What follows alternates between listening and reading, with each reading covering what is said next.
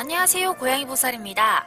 오늘은 일본의 각기병을 조사하다가 전에 우연히 본 글이 생각이 나서 기획을 잡게 된 한민족의 대식문화에 대해 이야기해볼까 합니다.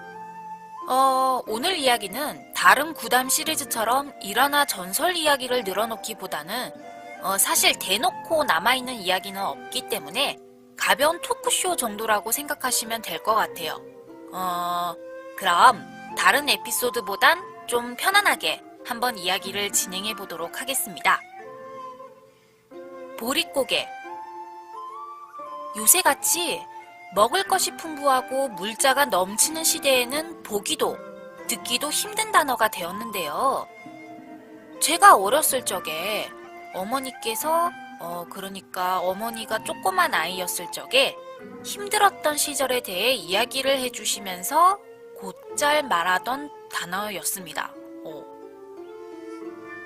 보릿고개의 정확한 의미는 쌀 수확이 끝나면 식량 비축 및 나중에 쌀이 떨어질 때를 대비해서 수확이 끝난 그 자리에다가 보리를 심는데 쌀을 다 먹고 보리를 수확하기 전에 식량이 남아있지 않은 시기, 대략 5, 6월쯤의 기간, 보리를 기다리는 기간을 보릿고개로 부른다고 합니다.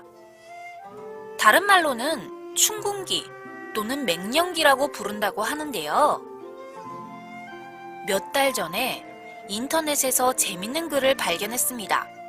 웃자고 하는 소린지 아님 진지하게 말하는 건지 한국에 보릿고개가 올 수밖에 없는 이유, 그것은 한국 사람들의 먹는 양이 어마어마했기 때문이라는 이야기였는데요.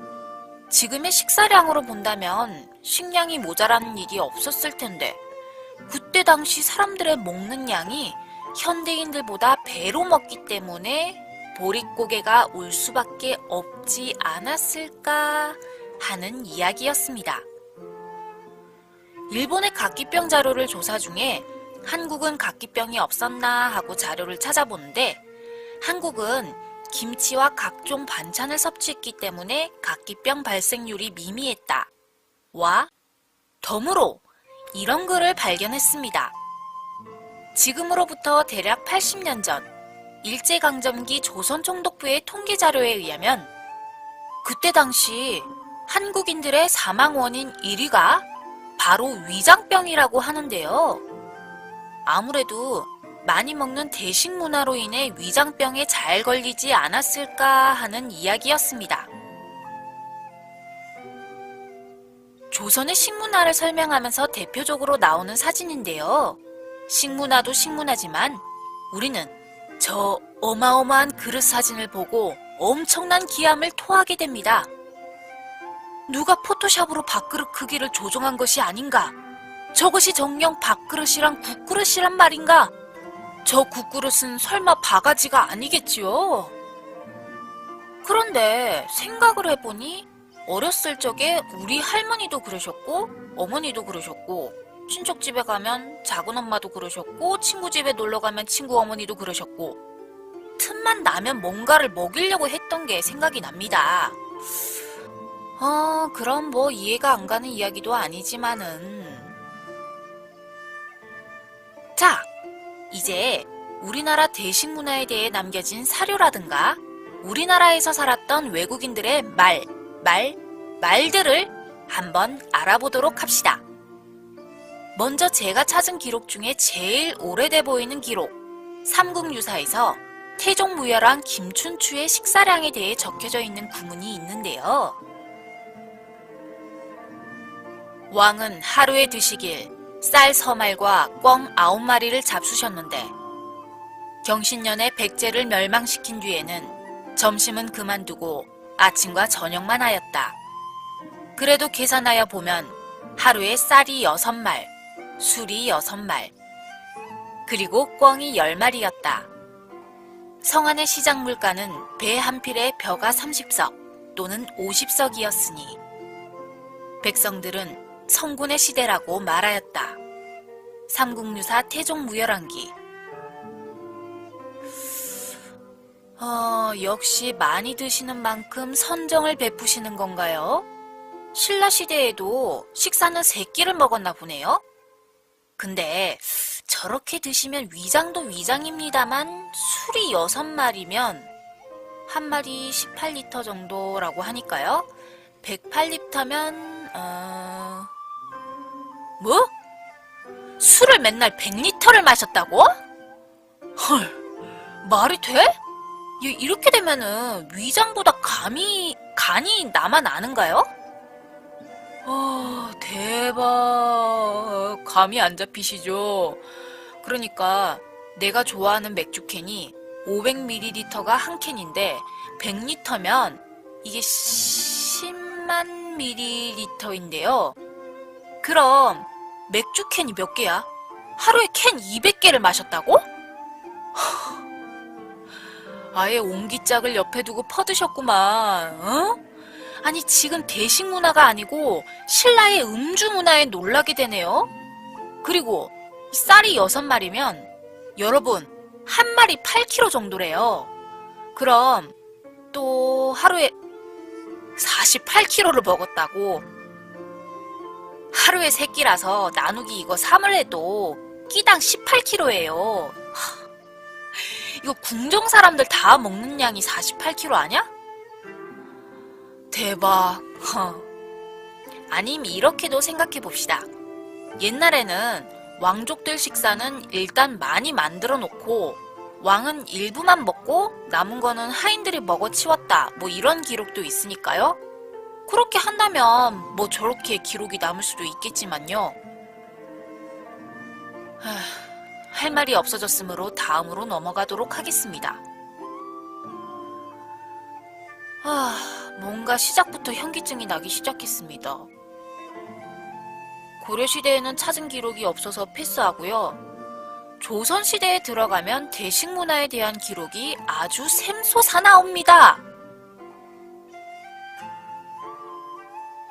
조선 중기의 문신 이극도는 풍년이면 음식을 아끼지 않고 중국인이 하루 먹을 분량을 한 번에 먹어치우니 그것이 문제입니다. 라며 상소를 올렸고 우리나라의 가슴 아픈 역사인 임진왜란 때 기록에도 대식문화에 대한 기록을 찾아볼 수 있습니다. 조선 중기의 문신 오희문이 전란 중에 쓴 피난일기인 쇠미록에 의하면 한양을 점령한 고니시 유키나가의 군량이 얼마나 있는지 첩자가 알아내왔다. 조선군의 식사량으로 계산하니 한 달치 정도. 그래서 조정에서는 한 달만 버티면 왜군들이 물러가리라 생각하고 성 앞에 진을 치고 한 달간 기다렸는데 한 달이 지나도 왜군이 후퇴하지 않자 결국 공격해서 쫓아냈는데 왜군 진영에서 나온 밥그릇이 조선군 밥그릇의 3분의 1 정도임을 보고 이놈들이 오래 버티려고 김치 종지에 밥을 먹었구나 라고 생각했다.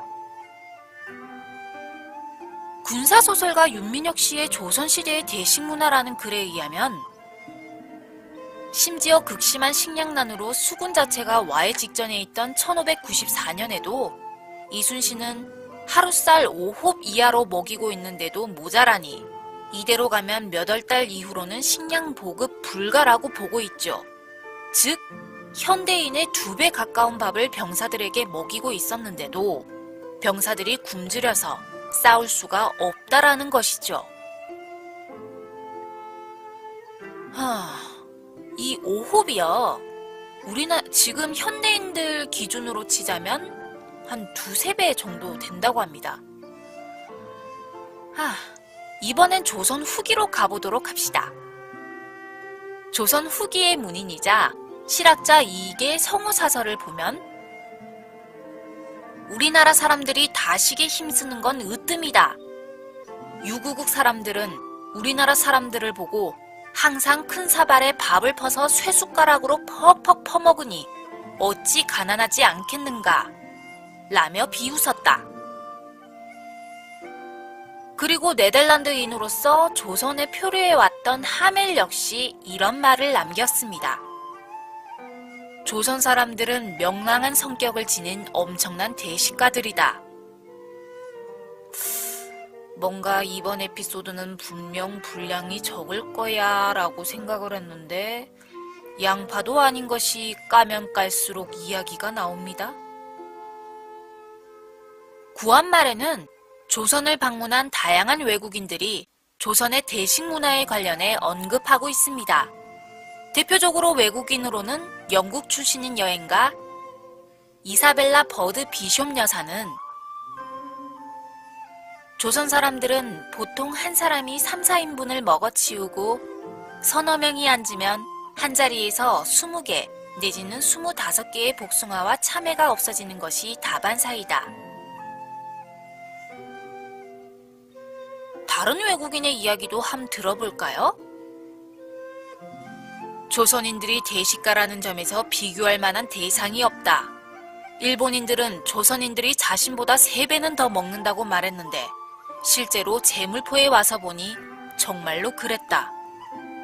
중국인과 일본인들은 일정한 시간에 식사를 하는 반면 조선인들은 아무 때나 먹는데 믿을 수 없이 많은 양의 밥이 붉은 고추 한 줌과 함께 순식간에 사라진다. 오스트라인 여행가 헤세 바르텍. 제1악권은 프랑스 선교사 다블리 신부가 남긴 말입니다. 조선의 어머니들이 아이들을 먹이는 방법은 아이의 배를 손으로 두들겨 보면서 뱃속 가득해질 최후까지 밥을 채워 넣는 것이다. 노동하는 사람의 식사량은 1리터가 넘는다. 커다란 사발을 가득히 넣고 먹는다. 그걸 어떤 사람은 내기에서 졌다고 7공기를 먹기도 했다. 하지만 그것은 그가 마신 막걸리 사발의 숫자를 뺀 것이었다. 60세 중반의 노인은 식욕이 없다고 하면서도 5공기를 먹었으며 복숭아를 대접하면 가장 절제하는 사람도 10개 정도를 먹으며 50개까지 먹는 사람도 있다. 야, 이래서 우리나라에서 먹방 콘텐츠가 센 거 보면 선조로부터 끼를 물려받은 것 같습니다. 그런데 말입니다. 왜 한민족은 이렇게 많이 먹는 대식 문화를 가지게 된 것일까요? 여기 3가지 이야기가 있습니다. 첫 번째, 고기를 안 먹어서 그렇다? 아니, 못 먹어서 그렇다. 옛날 우리나라 사람들이 주로 하던 일은 농경업이었는데요. 아침부터 저녁까지 뼈 빠지게 일을 하다 보니 그만큼의 열량이 필요한데 사실 영양소는 현미밥과 각종 반찬으로 골고루 섭취가 가능했다고 합니다. 우리나라는 현미를 주로 먹었대요. 조선시대에는 백미로 만드는 도전 기술이 아직 안 들어와 있어서 그래서 각기병의 확률도 적었고 자, 그럼 영양소는 골고루 섭취는 했는데 고기도 먹으면서 노동에서 필요한 열량, 단백질을 섭취해야 하는데 고기를 자주 먹을 기회가 없었기 때문에 그만큼의 열량과 단백질을 밥의 탄수화물을 배로 섭취해서 떼었다라는 이야기입니다. 우리나라가 고기 많이 먹지 않았나요? 라고 나도 생각을 했었는데요. 일단 고려시대는 불교 문화라서 채식을 권장하는 분위기여서 고기를 많이 먹지 않는 분위기였고 조선시대는 유교 문화라 고기를 먹을 수는 있었으나 돼지는 키우는 수가 적었는데요.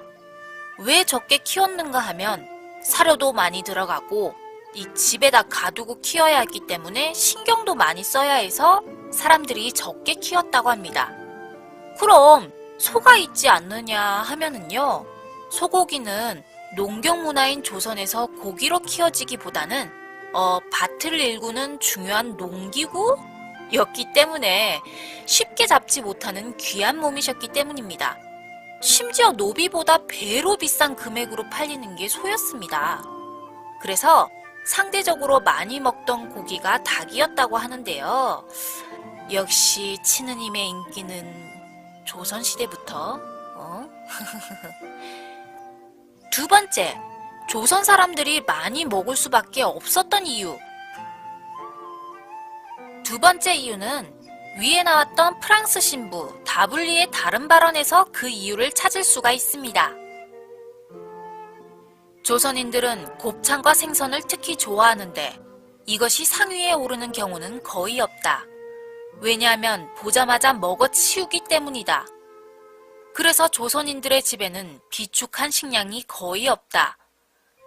거기에는 이유가 있다. 이 나라는 기후가 습하여 음식이 빨리 부패한다. 때문에 그들은 음식이 있으면 무조건 먹고 보는 것이었다. 우리나라의 기후가 습한 데다가 여름에는 고온다습하고 운송 문화와 저장 문화가 발달하지 못해 어차피 보관도 못해서 썩어가느니 먹어 치우자라고 하는 것이 대식 문화와 연결되었다. 라는 이야기입니다. 일리가 있네. 마지막으로 세 번째. 사실 우리나라는 곡창지대에서 쌀이 풍부하게 나는 편이기 때문에 기근으로 걱정되는 지역은 아니라고 합니다. 그런데 대식 문화로 인해 수확량과 소비량이 이렇게 정비례하다 보니 상대적으로 쌀이 사실 적게 생산되는 거 아닌가라고 보일 뿐이지 지금 기준으로 계산해 보아도 수확량은 풍족한 편이었다고 합니다. 많이 먹어서 그렇지. 농가 사람들이 밥을 많이 먹는 이유에 대해서는 이런 이유도 있었다는데요. 농번기 때는 하루에 3끼를 먹어가며 아침부터 밤까지 뼈 빠지게 일을 하다가 수확을 하고 한가해지면 노동량도 농번기 때보다 확 줄어들고 하루에 2끼만 먹게 되는데 원래 많이 먹던 버릇이 있는 데다가 보릿고개로 쌀이 없어지기 전에 많이 몸에 비축해 두어야 한다는 생각으로 농한기에도 많이 먹었다라는 것이었습니다. 있을 때 많이 먹어둬야 한다. 뭐 그런 이야기이죠. 여러분들, 식사는 적당량으로 잘 챙겨 드셔야 하고요. 영양소를 골고루 균형 있게 섭취해야 건강하게 살 수 있습니다. 건강이 제일이에요. 오늘 제가 본 자료들은 네이버든 구글이든 한국의 대식 문화로 검색해서 찾은 자료들을 참조했고요. 부산일보 2013년 9월 5일 기사인 찬밥 신세라도 변함없는 주식, 우리는 밥심으로 산다 기사를 참조했습니다. 마지막까지 제 동영상 봐주셔서 정말 감사드리고요.